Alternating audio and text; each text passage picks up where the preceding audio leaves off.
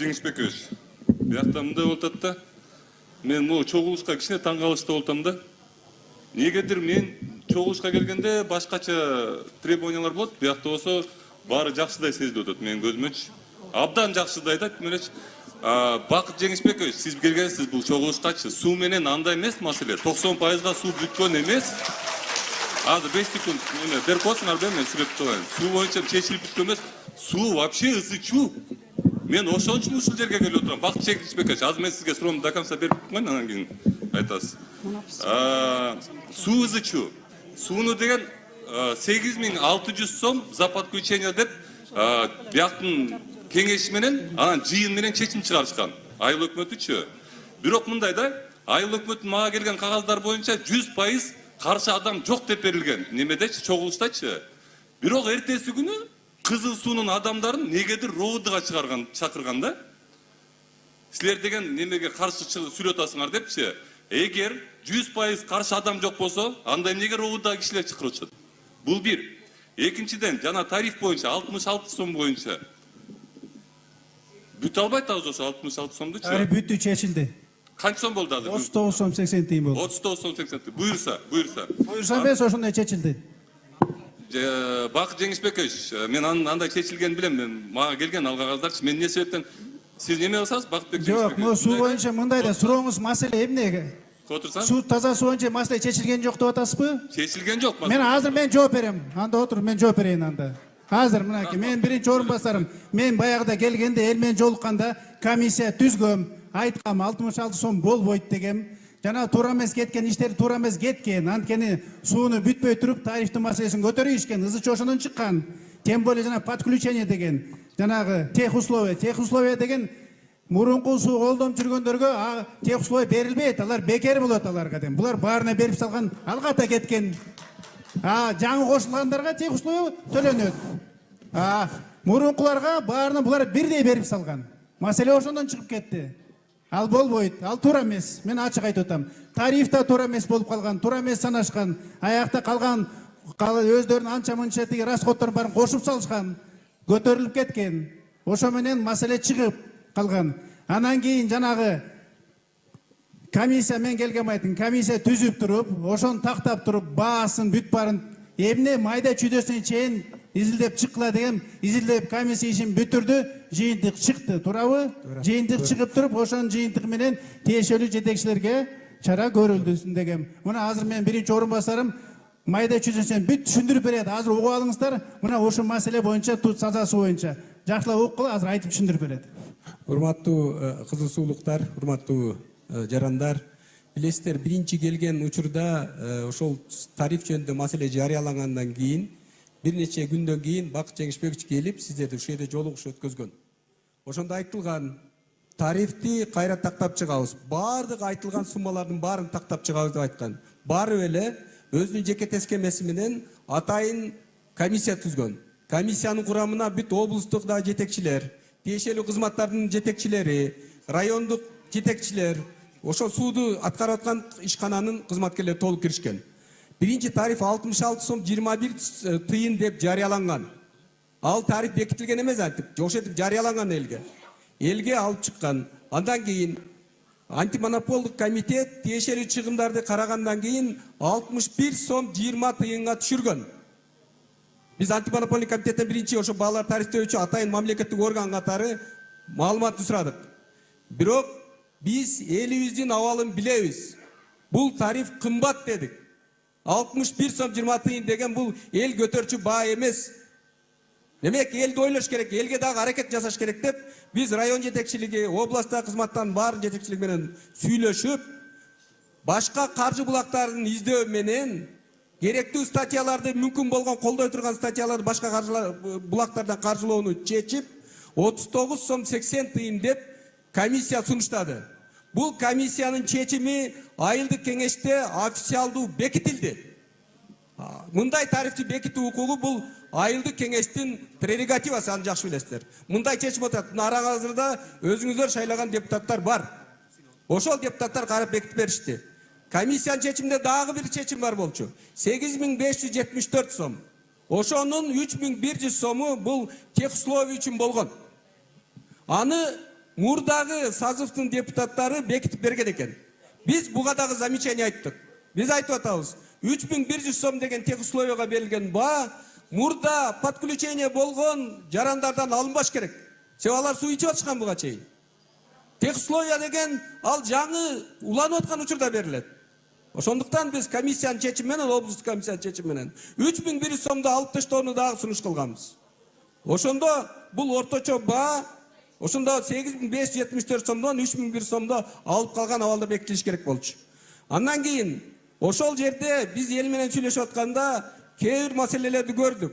Кээ бир адамдарда 5 метрден подключение болот, кээ бирлерде 30 метр. Түрдүү болуп, орточо баасы ушундай деп аныкташкан. Биз ушул аракетти да туура эмес деп эсептедик. Демек ар бир жарандын өзүнүн жеке маселесин ортолоштурганы дагы туура эмес көрүнүш деп кабыл алдык. Ошондуктан урматтуу жарандар, 39 сом 80 тыйын деген бул уже бекитилген официалдуу тариф. Андан сырткары курулуштун жүрүшү боюнча атайын областтык капиталдык курулуш башкармалыгы бар. Капиталдык курулуш башкармалыгына атайын тапшырма бердик. Силер өзү келгенде эле, биринчи келгенде Бакчы Кеңешбаев айткан. Курулуштун жүрүштөрүндө айрыкча жанагы уплотнение маселесинде кийин барып чөгүп кетет, сапатсыз болот деп.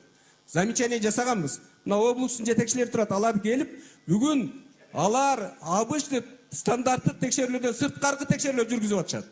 Билесиздер, обычно мамлекеттик надзор болот, автордук надзор болот, анан буйртмачы надзор болот. Биз азыр облустун көрүнүшүндө 4-чү надзорду киргиздик. Жакынкы бир айдын аралыгында проект толук бүтүш керек. Кабыл алууну өтө катаал тартипте алып барабыз. Проекттен эч кандай колебания кылганына жол бербейбиз. Уплотнение, проекттердин аткарылышы бар. Демек кабыл алуу процессинде биз подрядчиктерге болгон замечанияларды азыр да айтып келатабыз, дагы айтабыз. Кабыл алуудан кийин дагы булардын гарантиялык мөөнөтү бар. Гарантиялык мөөнөттөрдү толук талап кылып, аны аткартып беребиз. Андан сырткары биз сууну жасап атканда атайын буга чейин кандай эмне үчүн ошол источниктерди алгандыгын анализдеп чыктык. Атайын Бишкектен источниктердин маселелерин алып чыккан. Назым Берде санэпидстанциянын жетекчиси отурат. Сууларга анализ да жүргүздүк. Азыр канчалык эски суу менен жаңы суунун химиялык, башка абалдарын баарын тактап чыктык. Биз азыр көптөн бери мына кызылсуудар өзүңүздөр билесиздер, кызыл суу деп кызыл суу ичип аткан элге биз таза суу берели деген ой болду. Мына мен жакынкы аралыкта иштеп келатам, бирок биз нерсени түбөрдө айтабыз. 39 сом 80 тыйын бул бекитилген тариф, болгондо да официалдуу айылдык кеңештин чечими менен. Анан айылдык кеңеш жана 8574 сомдогу маселени кайра да карап, 3100 сомду эл үчүн алып ташташ керек. Биз ошону кайра кайталап айтабыз. Себеби тех условия үчүн деген бул бир эле жолу подключение учурда бере турган цифра болуп эсептелет. Мен Горвода канал менен да сүйлөшкөм, бардыгы менен сүйлөштүм. Бүт мүмкүн болгон башка маселелерди колдолор, башка источниктерди жасайлы. А элибиз мүмкүн болгон арзан тарифте суу ичсин деген. Бул биздин губернатордун Бакчы Кеңешбаевдин тапшырмасы болчу. Ошондой кылып аткарылды. Азыр эми жакында суунун тарифтери немеси техникалык маселелер аткарылып бүтөт.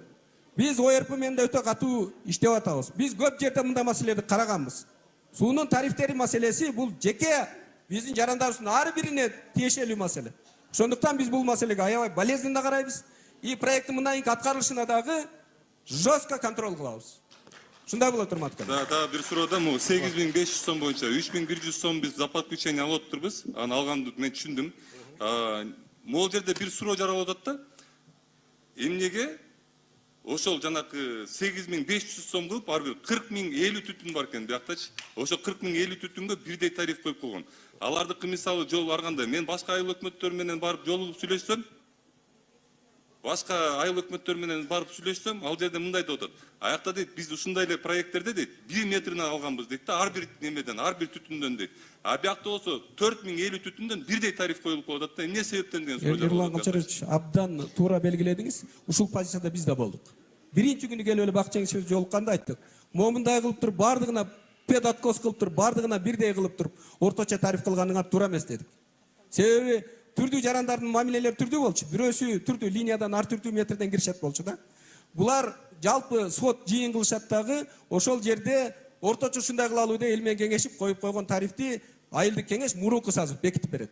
Биз азыр дагы бул ушул 8574 сомго бүгүн дагы замечание кылып атабыз. Анын ичинен 3100 сом автоматически алыныш керек, элден чогултулууга жатпайт.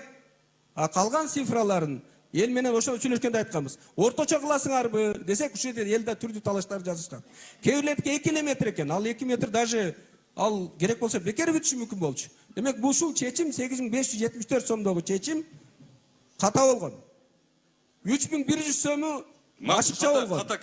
Ошон үчүн калган цифраны азыр айылдык кеңеш азыр да өткөндө да карап туруп, кайра да карап, эгерде жарандар ортолоштуруп бири-бири менен ынтымакташып иштешебиз деген гана маселе болбосо, буну ар бир жаран өзү проекттен сырткары өзүнө ичкерине киргизип алуучу сумма болгон. Муну мен талкуулап коеюн, бул жерде башынан айтпадымбы?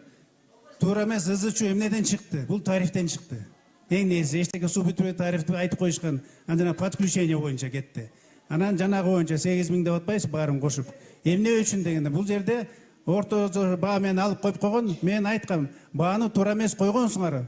Мажбурлабагыла дедим элди. Силер мынча төлөйсүңөр деп туруп. Эл керек болсо бекер коюлат, өзү мастер тууган улу, тааныш улу, керек болсо анан арзан коюлат, акчасы көп болсо андан кымбат коюлат дегенде мажбурлабагыла бааны койбош керек болчу. Ал туура эмес болуп калган. Азыр түшүнүп кетти. Ошон үчүн бул жерде ар бир 1 метр, 2 метр, 10 метр өзүнүн месине жараша канча расход келсе ошого жараша ар ким киргизе болот.